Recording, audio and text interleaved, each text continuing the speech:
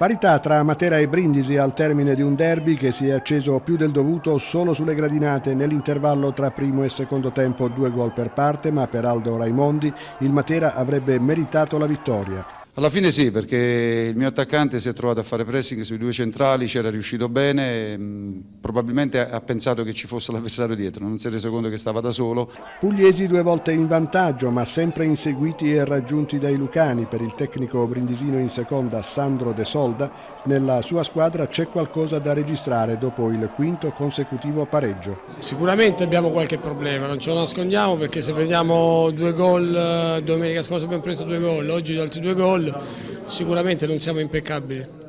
Brindisi subito minaccioso, 100 secondi dal via e Prisciandaro è già in gol. Doccia fredda per il Matera che si scuote e riparte. Al 12° palo di Marsico con gli evidenti limiti del reparto arretrato ospite.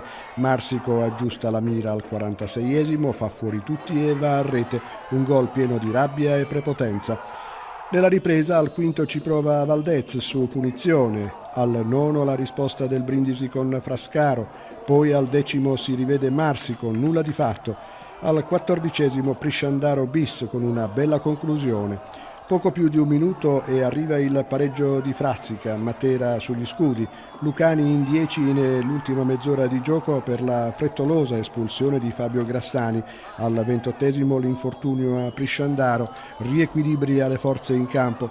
Matera imbattuto da 5 turni, 13 punti in classifica per i lucani, un campionato che adesso si fa interessante.